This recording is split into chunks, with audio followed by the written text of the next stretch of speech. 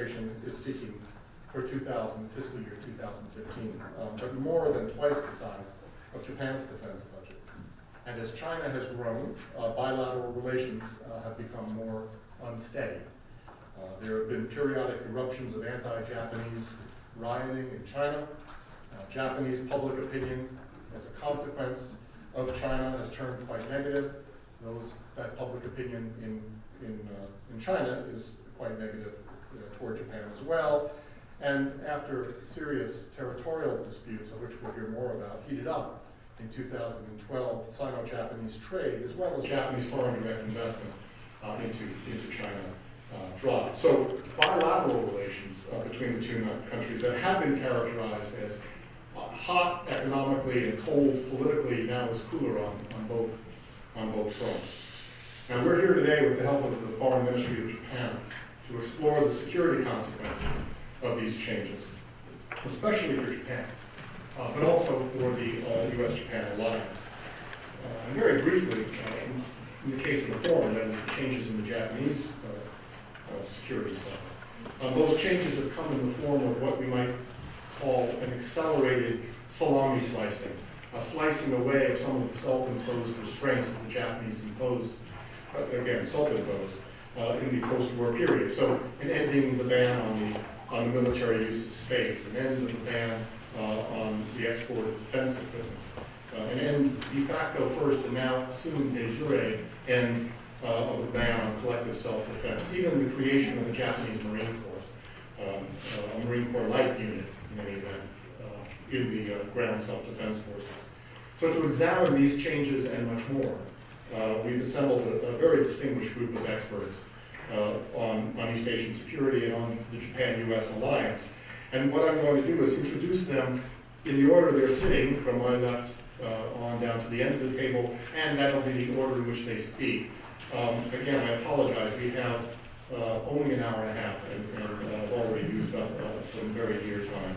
Let me just quickly introduce them.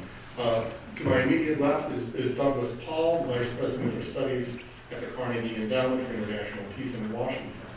He's previously served as Vice Chairman of J.P. Morgan Chase International. He was the unofficial U.S. representative to Taiwan as Director of the American Institute there between 2002 and 2006.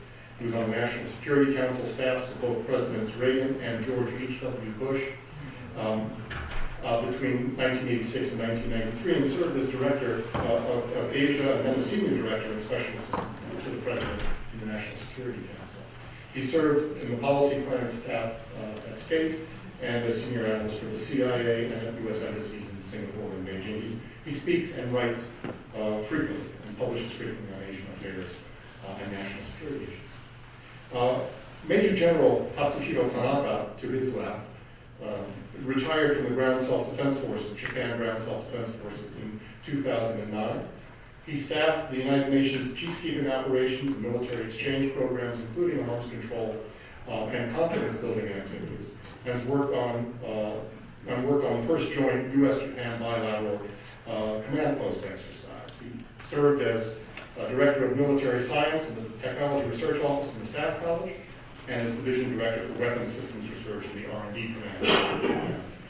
After retirement, General Tanaka joined the Fujitsu Security Lab, and along the way he studied international relations at the Asia Center at Harvard University, so we welcome him back to Cambridge. Next to him is Yukio Okamoto, who is the Robert Wilhelm Fellow at the MIT Center for International Studies. He served for 2 decades in the Japanese Ministry of Foreign Affairs, where among other responsibilities, he was responsible for the day-to-day management of security relations with the United States. In 1991, when he left the ministry for the private sector, he also served as political counselor. He had already served as political counselor in the Japanese Embassy in Washington and as director of the National Security Affairs Division. In the private sector, Mr. Okamoto has served as special advisor to the Prime Minister for Okinawa Affairs, a post just below that the rank of minister, as a sub-cabinet rank, and as an advisor to the Minister of Science and Technology. To his left, Ezra Vogel is well known to many here in the audience. He is the Henry Ford II Professor of Social Sciences Emeritus at Harvard University And among his many accomplishments are that he was the former director of the Fairbank and Asia Centers at Harvard University. He's the author of more than a dozen books, many of which have had enormous impact not only for their scholarly contributions, but also an impact on public affairs as well. He is really a model public intellectual. He served, in addition to all this, he took time to serve as the National Intelligence Officer for East Asia at the National Intelligence Council. His most recent book is the widely acclaimed biography of Deng Xiaoping.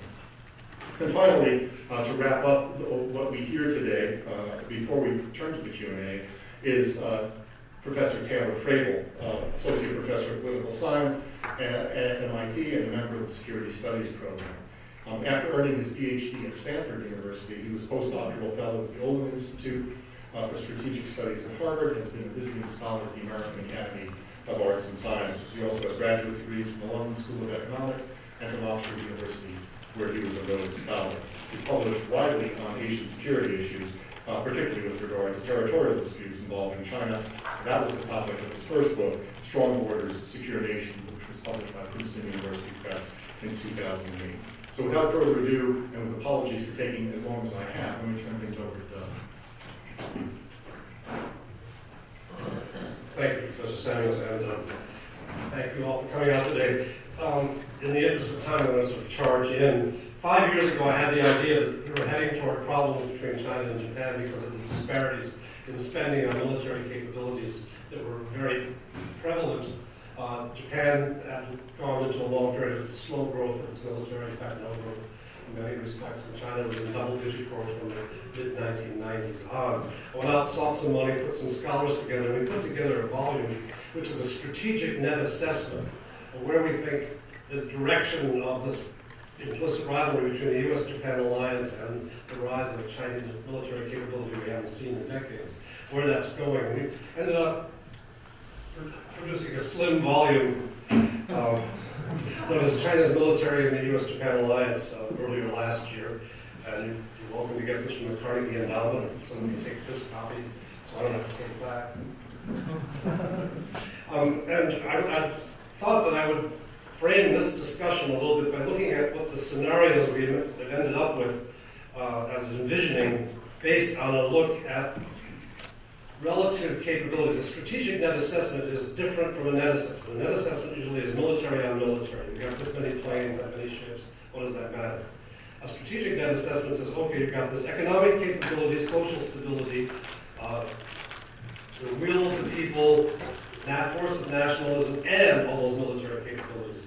And then you assign variables. If China has high growth, medium growth, low growth, the U.S. has sustained growth, faltering growth, severe problems. Japan, very low growth, slightly higher growth. And then mix those variables together. Let me just start by issuing a key finding on all of this. Our key finding was that the real threat to the region is not a war with China. We think that whatever's going to happen between China and Japan and the U.S. alliance is going to be below the threshold of a war. There are going to be continuing significant military shifts in capabilities. China will grow absolutely in almost all domains of military capability, cyber, maritime, space, ground, air. And at the same time, the U.S. and Japan's capabilities will be adjusting according to their own rhythms, and the relative advantages of the alliance remain likely to prevail for a considerable time, unless you throw in factors such as a suddenly weaker America, or America that loses its will to stay in the Western Pacific, or you throw in a China that runs up against a wall in its rapid course of development and has a significant slowdown and can't afford the resources for military modernization. Now, to boil this all down in a very short format, I want to, for your benefit, I guess my panelists are going to have a problem, looking at regional scenarios. The first scenario is known as eroding balance. And the eroding balance is basically where we are now. China is continuing double-digit growth. Last week they announced a new double-digit increase in the defense budget. Japan is doing something, but not very much. The U.S. is debating what to do about its defense budget. trying to rebalance to the Asia-Pacific region. We're talking about sustaining our capacities and upgrading some of those capacities in the Asian-Pacific region. So it's about where we are now. The next scenario is one for limited conflict. This is where we are now plus. That if we keep failing to find mechanisms to deal with the territorial, resource, emotional, nationalistic rivalries in the region, we could end up with sharpening conflict and less capability to restrain that conflict. Friction, not war. You see on this, on the here, we would see increased Allied ships within the first island chain will be more and more exposed to Chinese anti-surface ballistic missile capabilities. The numerical shortfalls in the Allied side against the growing number of PLA Navy submarines and ships. Same thing for the air and the ground, space and cyberspace. The competition will continue. The nuclear balance should remain stable, but China will probably attempt increasingly to secure better retaliatory capabilities, mainly more submarine-launched nuclear missile-capable forces. And then there'll be more and more investment by China in command and control, which has been a weak point of China, using its paramilitary and military capabilities to float satellites above long-range radars, better able to target the alliance capabilities. A third scenario that we came up with was one where there's a mitigated threat, where China has, for some reason, feels it's got a stable base of power. The Allies' F-35s and other fifth-generation aircraft will continue to enjoy a greater margin of superiority. Allied forward bases will continue to be vulnerable, need some hardening. China may possess direct ascent ASAT capabilities, ground-based lasers, and others for the space and cyberspace competition. And the U.S. will continue to maintain a favorable position in the vis-a-vis China and provide extended deterrence to Japan, which helps Japan avoid consideration of the nuclear option. The fourth possible scenario we deemed to have been one of the least likely, an Asian Cold War, where China has continues to put in a great deal of money. It takes on a very highly nationalistic foreign policy cast. It's not looking for ameliorative arrangements. It's not putting its commercial relationship with the United States and Japan at the highest level. Allied forces will be able to extend an integrated ballistic missile defense umbrella over ports and bases. This will be very costly, however, and there may be heightened mistrust and mutual reinforcing competition that will decrease the level of stability that can be maintained. Finally, we've got a highly improbable scenario, which is based on the U.S. essentially pulling back. If the U.S., for economic reasons, social, political reasons, decides it's not worth the candle to be involved in East Asia to the extent we have been all these years, running quite counter to the last couple of years of rebalance into Asia, then there would be an effort by Japan to accommodate China. Japan would also want to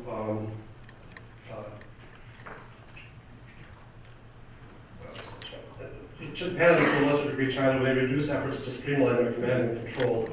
There will be less incentive for Japan to put a great investment into the defense sectors because they would be accommodating Chinese requirements. And finally, again, this is an extreme scenario with the lowest level of likelihood, which is a U.S. withdrawal from the region or reduced commitment.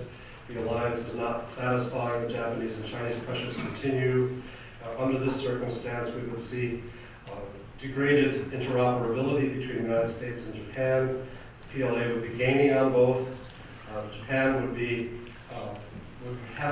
begin to perceive that an independent nuclear capability is something that it has to consider and find a way to integrate that nuclear capability with delivery systems and second strike capabilities.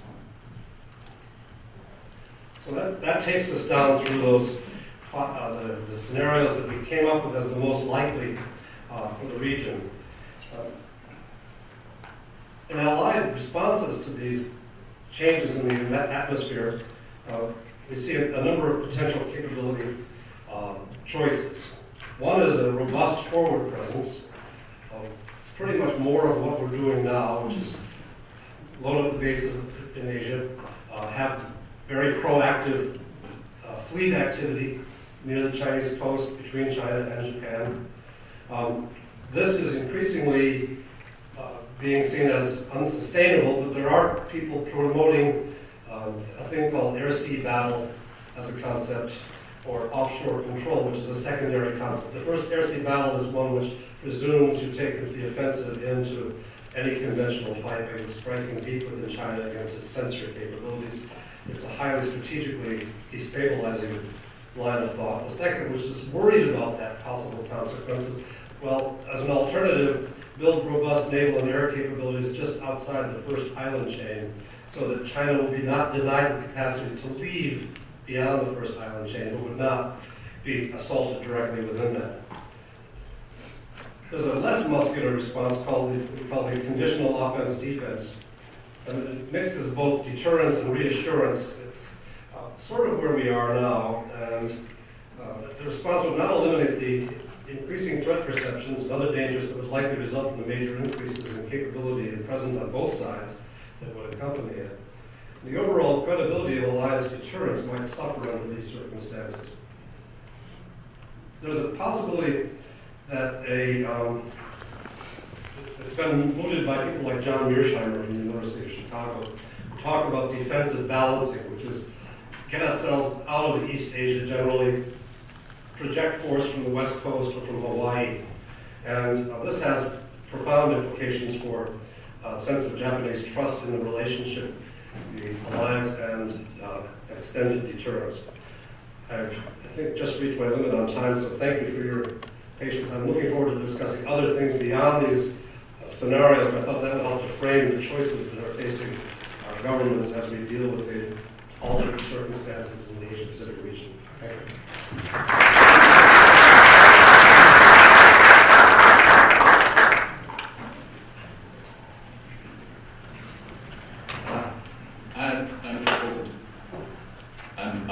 Retired Major General Clark.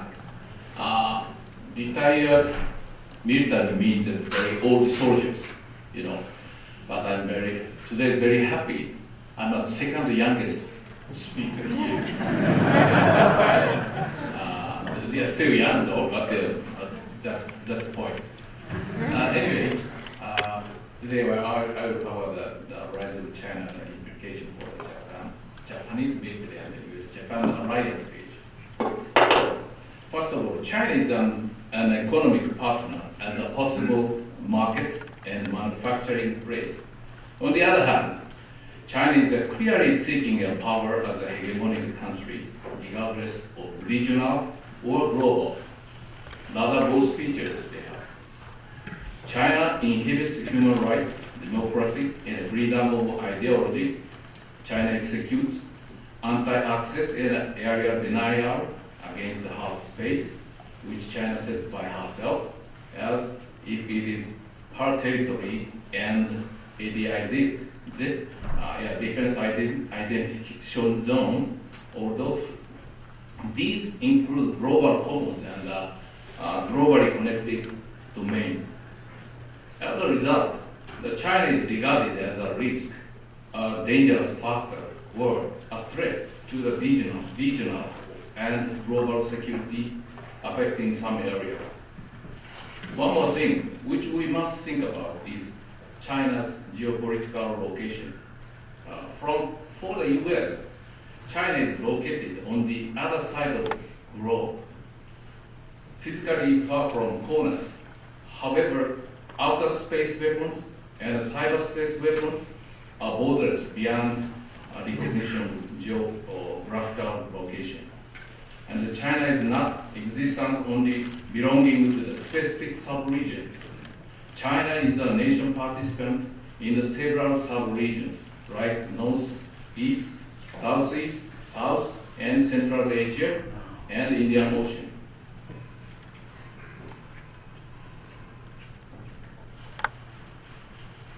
The United States also intends to participate in those regions indirectly, but the U.S. sense of danger or sense of threat may be different from those of physically adjacent nations because of distance. The U.S. behavior about building new type relationship with major powers seems ambiguous, so that it seems to be the U.S. Double standard of economic partnership and security rivalry. We must carefully recognize this difference, and we must also recognize that a complex double standard may provide regional countries with less credibility. The U.S. forward presence is key to maintain a sense of regional participant directly. We must have recognition of the Chinese military capability, which has continued to expand and is possible by the economic growth. It is sometimes said that China is more than 10 years behind in the military science and technology. Although some specific fields may catch up with advanced technologies, the U.S. new strategy mentioned that U.S. will try to keep superiority in this military technology field. Chinese naval force, air force, ground forces, missile, aircraft carrier, fighter, strategic bombers, nuclear missiles, ballistic missiles, such capabilities may not reach the levels that the United States feels as a threat. However, because the balance of power in this Asia-Pacific region is changing mainly by Chinese defense build-up, many countries in the region feel some level of threat. The strategies which are created by the US and Japan have an important role to fill this perception gap.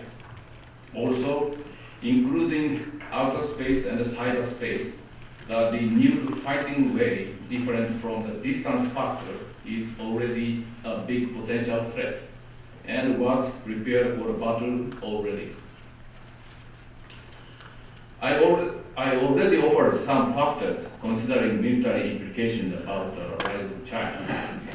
In recognition of such big strategic environment, I think more concrete relation between economic development and the strengthening Chinese military power. What does the growth of the economy in China give China itself? Prosperity? Why the gap of prosperity widens? Or why the redistribution of wealth is not progressing? Why defense build-up is still going up beyond the meaning and the capability of defense? Why coercive measures to stop racial and regional disparities are the way to control the country? I think that China's dream is to carry out her long cherished idea, so-called Sinocentrism, and it is a fundamental of China. In order to accomplish this goal, as thinking about the one of smart power, the strongest military force is essential, and the objective of defense build-up is to be able to deny the coercive demand from foreign countries as China experienced almost 200 years ago. The most important pillar among those defense capability is the nuclear capability. That is to maintain the ability of nuclear attack under any conditions. In the Mao era, China understood the necessity of a nuclear attack capability, which was asymmetric measures at the initial stage, and only an economic growth enables to develop and maintain such a capability. Another important pillar is, of course, conventional forces to control East and South China Sea, as I mentioned, HAD, and control sea-Lidon communication by herself. And the nuclear retaliation force, submarine-launched ballistic missile takes an essential role because of its flexibility and survivability. The East China Sea is a shallow water to operate submarines. The second island chain is a line along and within which the SLBM can hide and range corners in near future. After accomplishing SLBM can range to 1,000 kilometers, and the Chinese Navy completes air and naval superiority within the second island chain, nuclear powers between two countries may become almost a parity in the meaning of nuclear map, mutual assured deterrence. When the Chinese and the US nuclear capability become parity, I think it is not probable though, if the accidental incidents happened in the East China Sea or in conjunction with an ADIZ, or if China intentionally makes some situation there, whichever the reason of the incident is, the objectives may be set in three. First, simply to expand her territory. Second, execute her sinocentrism by using the coercive power to make Japan obey. Third, divide the strong tie between the US-Japan alliance. That means this situation is not a problem only for Japan. It is also the US-China issue at all. If the extended nuclear deterrence doesn't work, there is nothing effective to stop expanding the situation to avoid escalating up to the higher tension. The most countries would consider to strengthen their own defense capability, including nuclear options, to make power balance by ourselves to refuse to give to coercive power. If the US does not show credibility, it may become serious. Solutions are not only hard power, but also smart power using soft power as well. But I think it is not possible by soft power only. There is some possibility to have a new arms race in this region, and Japan may take a strong independency within options between self-defense, including the nuclear, to bandwagoning to another buffer. I don't support both options. Most countries pay attention to Ukraine case now. As my conclusion, Japan wants the United States to always show the posture that the US-Japan alliance is fundamental for the US in any conditions. Simply speaking, every issue in the East Asia region is the Sino-US matter or some part of it. Of course, Japan will act according to our national interest. We don't know if China is aiming at a global superpower or regional superpower.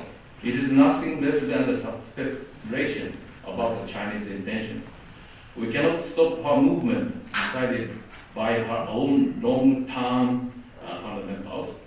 Only way which we can take is to create our strategy for maintaining the stable strategic environment. Finally, I would like to add only one thing. It is a strong military ties between allied nations, and we can communicate well with military soldiers among most countries, even if the political situation comes about. But we can keep communicating them to avoid accidental crash or escalation.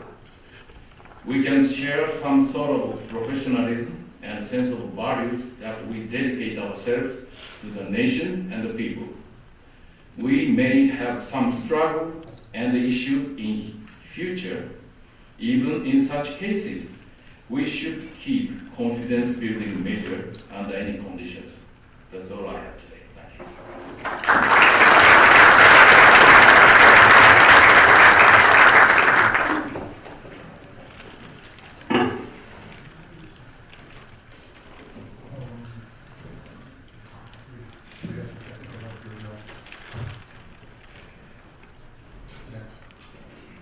Well, sorry for causing the problem. I certainly suddenly decided that given the shortness of the time and with the pickups was slides, and therefore I've been fanatically working on selecting several slides in the last 15 minutes.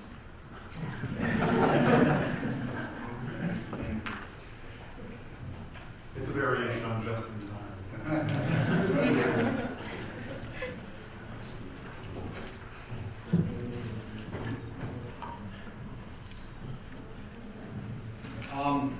Dick said at the outset,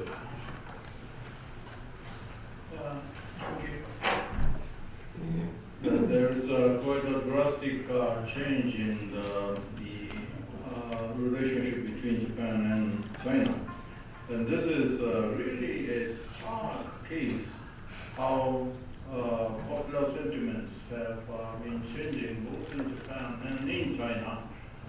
You see, in 1978 or 79, 78% of Japanese who were asked, do you like China?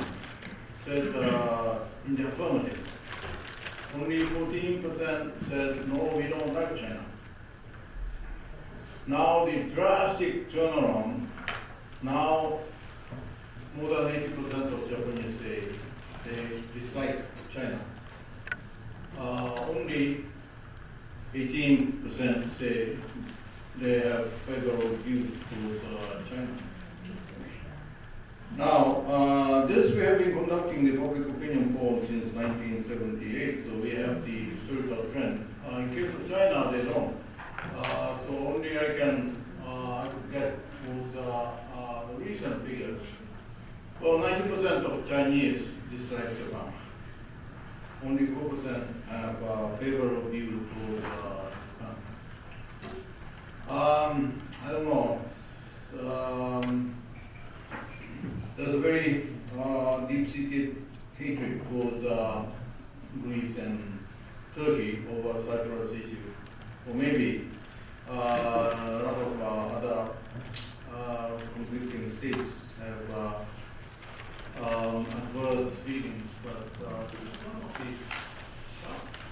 the most drastic examples where one country is at odds with another at a popular level. And of course, recently, the relationship has been worsened because of Central Islands. Now, China is onto a very long strategic plan to take those islands from Japan. It is not an easy task because the islands were integrated into the Japanese territory in 1895 peacefully without China making any protest. Japanese used to live here in numbers, more than 200. This is the port they built. These were the residents on Senkaku Island. The first Chinese who landed on Senkaku was in 2004, activists from Hong Kong. And now they have a hard task of convincing the international society that they originally belonged to China because they found this island in sometime in 15th century. This is an interesting data. Dick, I thought you might like it. I just went to the Ministry of Defense shortly before coming here and asked them how many times Americans have bombarded Senkaku Islands in 1970s, because you know under Japan-US status of forces agreement, the islands were designated as a bombing range of US forces in Japan. While 394 bombings were conducted by United States, of course, China did not raise a single protest because they were not serious. in claiming that the islands belong to them. But since 1990s, when their nationalism rose and their military needs grew, they became very, very active in proclaiming the islands are theirs. Now, how are they going to achieve that very difficult task? Two tactics, two approaches. One is the continuing the violation of territorial waters of Senkaku, giving the impression to the United States that the islands are no longer under the effective control of Japan, henceforth is not applicable under Article 5 of Japan-US Security Treaty. That's not enough. So they have to convince the world that Japan is not a critical country. Whatever they do, they say have to be taken with suspicion. And since Mr. Abe's visit to Yasuni, to which I personally disagree, was a very good occasion for them to fortify their anti-Japan campaign all over the world. You know, when this Chinese ambassador is making his démarche, this is in Addis Ababa, African Union.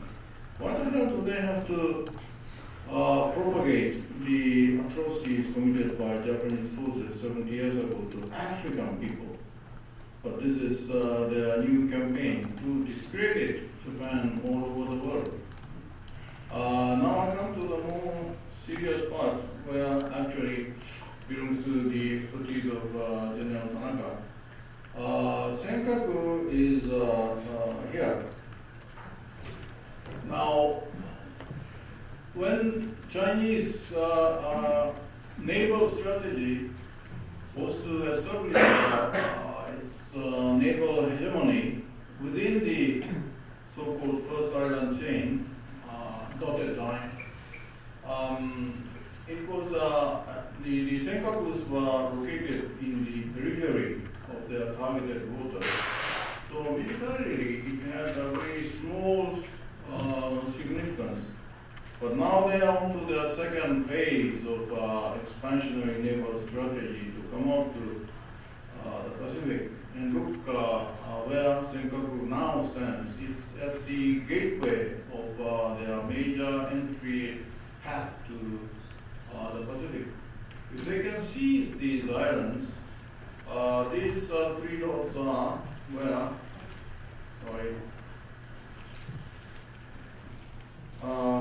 Chinese fleets are located. Qingdao, Ningbo, and Zhanjiang. The location of Senkaku will bring their strategy much easier to conduct, since they will be having naval outposts 1,200 kilometers nearer to the Pacific Ocean from Qingdao, 400 kilometers from Ningbo. So it is a desideratum for them. Now, it's not only Senkaku that we are squabbling with, but there has been a very interesting article published by a man named Mr. Jiang. Chinese names are difficult to pronounce.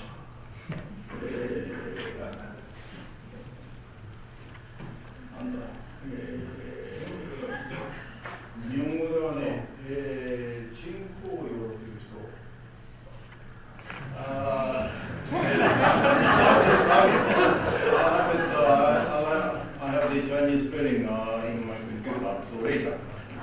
But he published a very, very interesting article only this January, saying that we need more time to completely beat and overtake Japan. Do not belittle our enemy because it is still a strong country with the third largest economic power, big navy, and so forth. But we have to exploit the strategic weakness of Japan. And this guy is a very, very astute person. He says all the right things.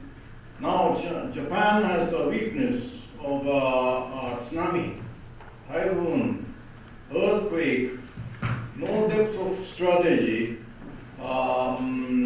makeshift diplomatic policy, too much dependence on the United States, lack of resources, and so forth. How do we have to take advantage of these weaknesses? We have to, number one, and then here is 6 points China has to aim at. One, and this is most important, is to cooperate with Korea, cooperate with Russia to isolate Japan. And this is what General Tanaka said earlier, to drive a wedge between Japan and the United States. Let's disregard small differences with the United States and look for larger similarities with the United States. And that's Chinese strategy, and that's what they have been precisely working on. Under such circumstances, of course, Japan's only hope or means of survival is to preserve Japan-US security relationship. But recently, the certain warmth between Japan and the United States is lost. And this final picture I'm showing you is the result of American opinion leaders saying which country in Asia Pacific do they think is most important. In 1994, 95, when Japan has the highest figure, blue is Japan. 79% of Americans said Japan, with only 12% saying no, China is more important. Now the number is completely reversed. Only 39% of American opinion leaders say Japan is the most important country, whereas 43% say no, China is the most important country as a partner for the United States in Asia. So the tide is changing against Japan. We have a hell of a time to turn the trend around. Thank you very much.